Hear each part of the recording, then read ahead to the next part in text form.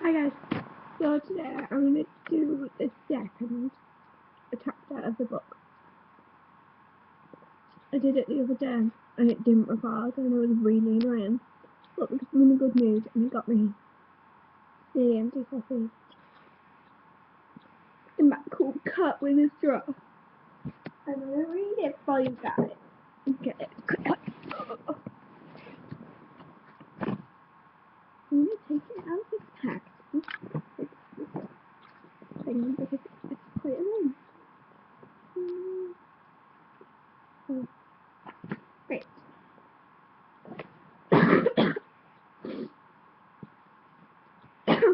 And the one I recorded before this, like the chapter thing, I did it so you could see the pages and you could read along, so it was like this.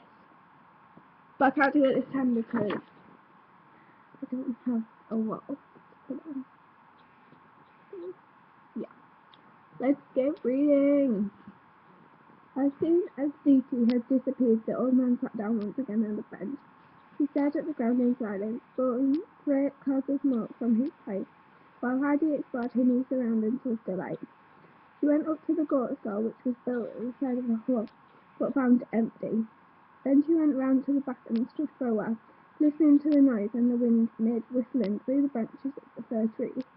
Presently died down, and she came back to the front of the hut, where she found her grandfather still sitting at the same position as she stood watching him, hands behind her back. He looked up and said, "What do you want to do now?" "I want to see what's inside the hut," she answered. "Come on then," he said, and got up and led her the way indoors. "Bring the bundle of clothes with you," he added. "I shan't want them any more," she declared.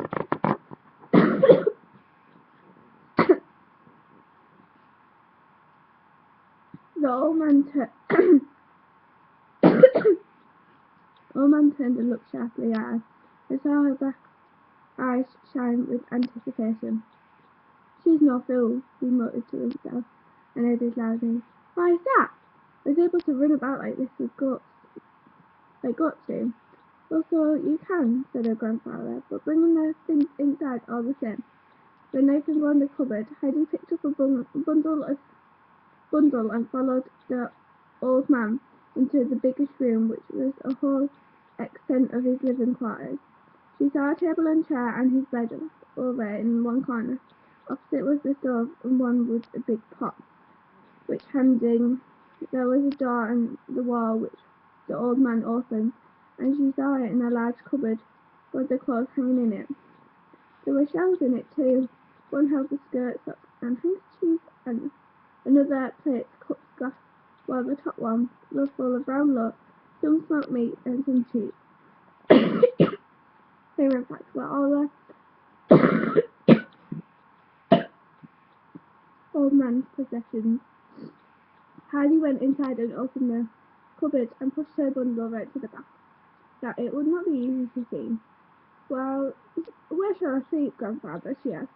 "Where you like," he replied. This answer pleased Heidi, and she looked around the room for a good spot. She noticed a ladder propped against the wall near grandfather's bed. She climbed up it at once, and found herself in a hayloft. A pile of fresh, sweet-smelling hay laid there, and and there was a round hole in the wall of the loft, through which she could see right down the valley. "I shall sleep up here," she called down. "It's a splendid place. Just come and see, grandfather." "I know it well," he called back. "I want to my bed now," she went on, "but you'll have to come up and bring a sheet of lining." "All right," said her grandfather, and he went to the cupboard and searched amongst his belongings until he found a piece of cloth which was carried to her.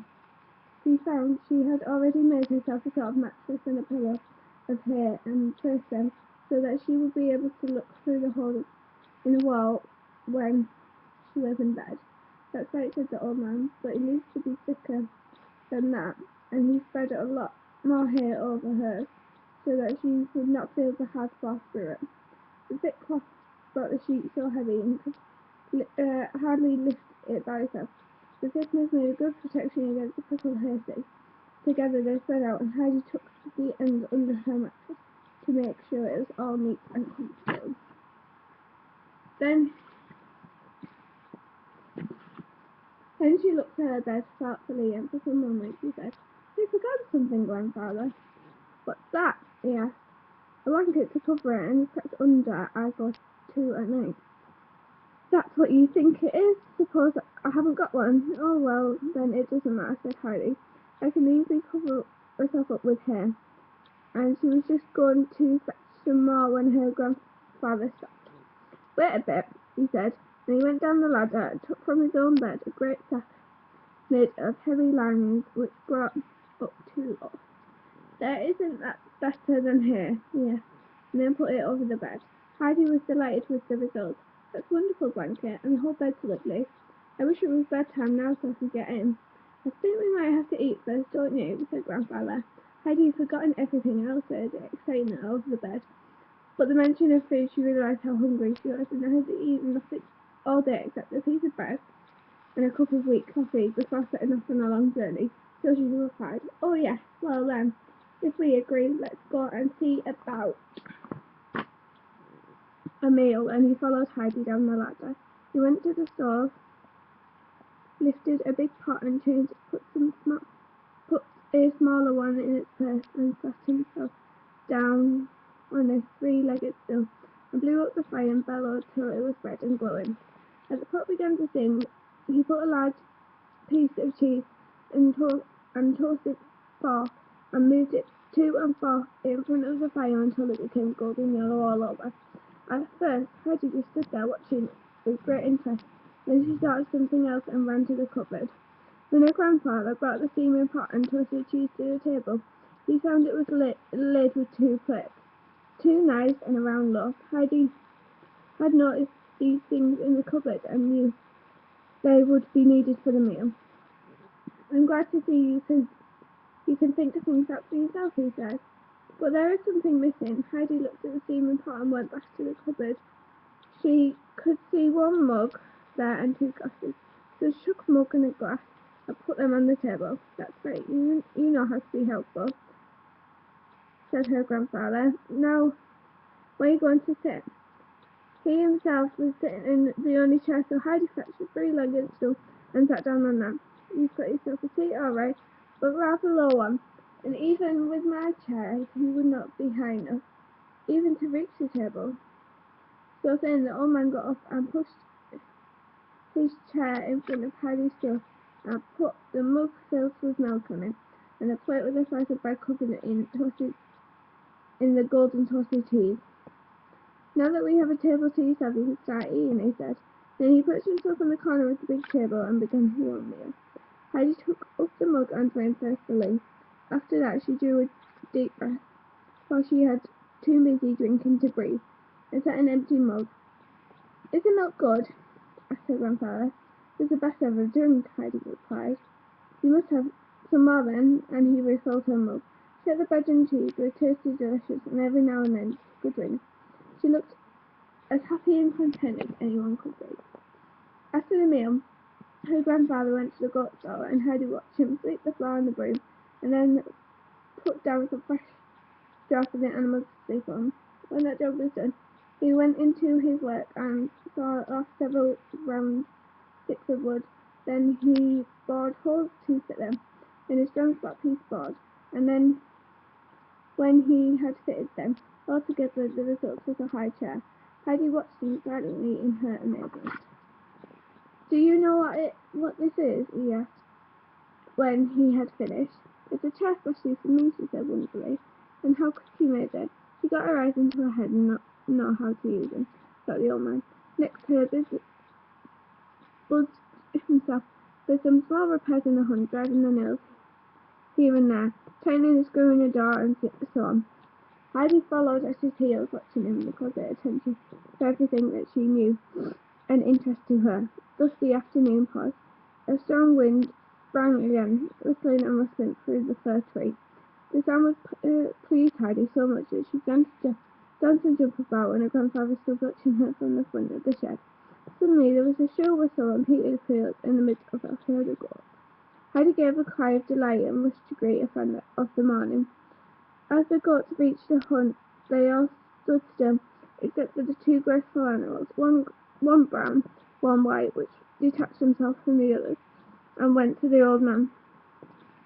Then they began to lick his hand, for he was holding a little soul in there, and he did it every evening to welcome them home. Peter went away with the rest of the herd, and Heidi ran to the two goats and began to pat them gently. "Are these ours, grandfather?" she asked. "Both of them? Do they go into the stall? Will they always be here?" Her questions followed so closely at each other, and grandfather could hardly answer them in edgeways. When the goats had finished their salt, the old man said, "Now go and fetch a mug and the bread." She obeyed and went back in a flash, then filled the mug with milk from the white goat and gave her with a fresh bread. "Eat that and go to bed," he said. "If you want a night dress or anything like that, you'll find it in the bundle your auntie brought. Now I must see to the goats. Sleep well." "Good night, grandfather," she called, and she walked off with the animals. Then she ran after them to ask what the goat's name. "The white one is called Little Swan, and the brown one is called Little Bear," replied grandfather. "Good night, Little Swan. Good night, Little Bear," called Heidi after the goat, who disappeared in her throat. She ate her supper on the bench outside the hut. The wind was strong, it almost blew her away. Then she finished her bread and milk quickly and went indoors and up to the bed. There she was soon sleepy and sound as if it was tucked up in the finest bed in the world. Her grandfather went to bed also before it was dark, for he always got up at the sun and then came to mounted to the top every early morning in the summer. During the night the wind blew so hard that it shook the whole hut and made it beam creak.